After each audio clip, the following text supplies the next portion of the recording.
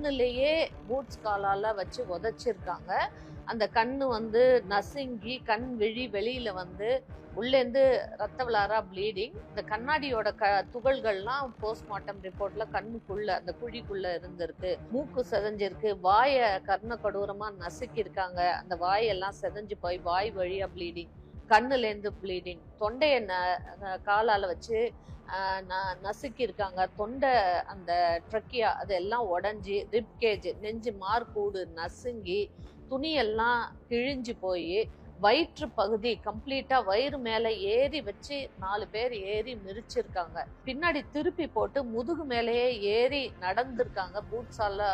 So அந்த முதுகுல இருக்க எல்லா எலும்புகளும் உடஞ்சி, காலை வந்து ஒருத்தர் உடம்ப பிடிச்சிக்கிட்டு கால் ரெண்டையும் இந்த பக்கம் இழுத்து நசுக்கி கால் மேல ஏறி மிதிச்சு, இந்த காலெல்லாம் உடம்ப விட்டு நகர்ந்து உடஞ்சி எல்லா அது இல்லாம அவங்களோட பிறப்பு உறுப்பு வந்து அதிகமான அளவுல நசுக்கி பிறப்பு உறுப்பு வழியா ஓவரான ப்ளீடிங் ஆயிருக்கு. ஸோ இந்த மாதிரியான மிக சமீப காலமாக இந்த மாதிரி ஒரு கர்ண கடூரமான ஒரு சந்திச்சதே கிடையாது. உலகமே இந்த மாதிரி பார்த்தது கிடையாதுன்னு நான் நினைக்கிறேன். இது வந்து ஒரு ஒரு ஒரு சாடிஸ்ட், ஒரு பெர்வர்ட், என்ன இவங்கள சொல்லி நம்ம வந்து பேசுறதுங்கிறதே தெரியாத அளவுக்கு ஒன்றுக்கும் மேற்பட்ட பேர் தான் இருந்து நம்ம இந்த விஷயத்த செஞ்சிருக்காங்கன்னு நான் நினைக்கிறேன்.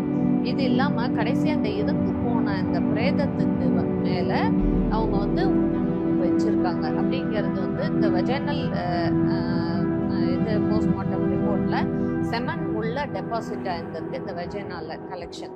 ஸோ உடம்பு பர்பெண்டிகுலரா உடம்பு கால் ரெண்டும் இவ்வளவு அகலமாக அப்படியே சிதைக்கப்பட்டு, எலும்பு உடம்புல இருந்து காலெல்லாம் எலும்பெல்லாம் முறிஞ்சி, கண்ணு ஒரு பாகம் கூட விடாம அந்த பொண்ணோட உடம்பு சிதைஞ்சு போயிருக்கு. கண்ணாடி அணிகிறவங்களா இருக்கணும்னு நினைக்கிறேன் அந்த பொண்ணு.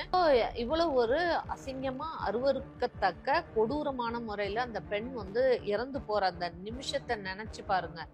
யாருக்கா இருந்தாலும், நம்மளுடைய எதிரியா இருந்தாலும் நம்ம வந்து இந்த மாதிரி நம்ம இது நடக்கக்கூடாது நம்ம லைஃப்ல, யாருக்குமே இது நடக்கக்கூடாதுன்னு நம்ம வந்து நினைப்போம். அந்த அளவுக்கு அது ரொம்ப மனவேதனைப்படுத்துது. பெண் குழந்தைகள் வச்சிட்டு இருக்கோம், நம்ம எல்லாருமே வச்சிருக்கோம், நம்மளே ஒரு பெண்ணா இருக்கோம். அதை நினைச்சு பார்க்கவே முடியல. இந்த நாடே வந்து இந்த ஒரு வாரமா தூங்காம இருக்குங்கிறது தான் என்னை பொறுத்த வரைக்கும் நான் நம்புறேன். நான் இவ்வளவு ஒரு நிர்பயாவுக்கு பிறகு இந்த இந்த ஒரு அந்த பெற்றோரோட நிலையை நினைச்சு பாருங்க. அவங்க வந்து அந்த பெண்ணை எவ்வளவு ஆசையா அது பிறந்திருக்கும், எவ்வளோ ஆசையா வளர்த்துருப்பாங்க. ஒரு கஷ்டப்பட்டு +2 படிச்சு அது ஒரு நீட் எக்ஸாம் எழுதி பாஸ் பண்ணி ரொம்ப சிரமப்பட்டு அந்த மெடிக்கல் காலேஜில் ஜாயின் பண்ணி MBBS முடிச்சு, பிறகும் வந்து சும்மா இல்லாமல் உட்காந்து ராப்பகலாக படித்து அந்த நீட் எக்ஸாம் எழுதி அந்த போஸ்ட் கிராஜுவேஷன் ஜாயின் பண்ணி ஒரு வருஷம் முடிச்சு 2வது வருஷம் முடிக்க போது இன்னும் 1 வருஷம் பெண்டிங்ல இருக்கு. அப்படிங்கிற போது அந்த பெண் எவ்வளவு ஒரு கனவுகள், கற்பனைகள், எப்படியெல்லாம் அது வந்து கல்யாணம் பண்ணணும், எப்படி ஒரு குழந்தை பெற்றுக்கணும், அம்மா அப்பாவோட எப்படி இருக்கணும், எப்படி பேஷண்ட்ஸை பார்க்கணும், மேற்படிப்பு என்னெல்லாம் பண்ணணும், எத்தனை ஆராய்ச்சி பண்ணணும், எவ்வளோ ஒரு கனவுகளோட அந்த குழந்தை இருந்திருக்கும் அப்படிங்கிறத நினைச்சு பார்த்தாலே மிக மிக வேதனை. இந்த பெண் வந்து எதையோ கண்டுபிடிச்சிருந்திருக்காங்க. அந்த ஹாஸ்பிட்டல்ல நிறைய விஷயங்கள் நடந்துகிட்டே இருக்குது.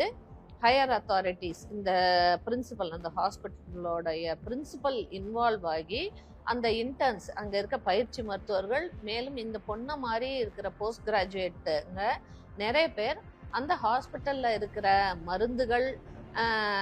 மருந்துகளா இருக்கட்டும், அதாவது நார்காட்டிக் ட்ரக்ஸ் வேற, ஒரு ஹாஸ்பிட்டல்ல தாராளமா புழங்கக்கூடியது நார்காட்டிக் ட்ரக்ஸ். இப்போ அதுக்கு எல்லாத்துக்கும் கண்ட்ரோல் வந்துருச்சு.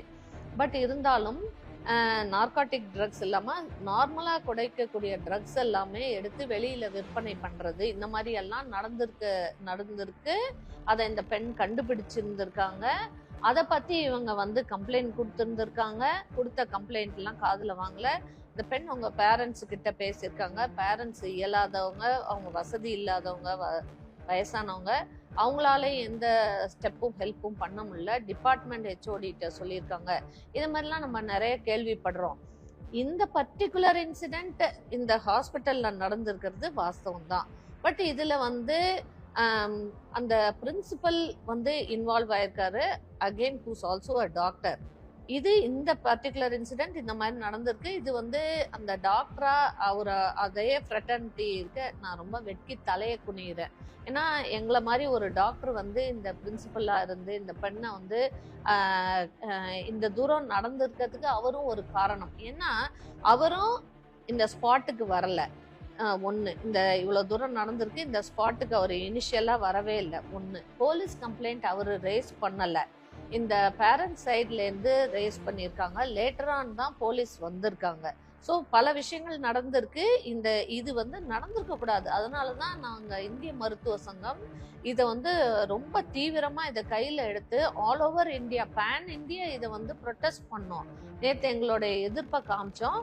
இது பிஎம் கிட்ட பிரதான் மந்திரிகிட்ட நாங்கள் வந்து அப்பாயின்மெண்ட் கேட்டிருக்கோம்.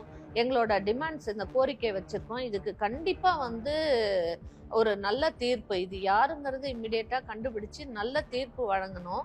ஏன்னா இதுக்கப்புறம் ஃபியூச்சரில் இந்த மாதிரியான சம்பவங்கள் நடக்காமல் இருக்க இது ஒரு பெரிய எடுத்துக்காட்டாக இருக்கணுங்கிறதுக்காக தான் நாங்களும் இதை வந்து போராடுறோம்.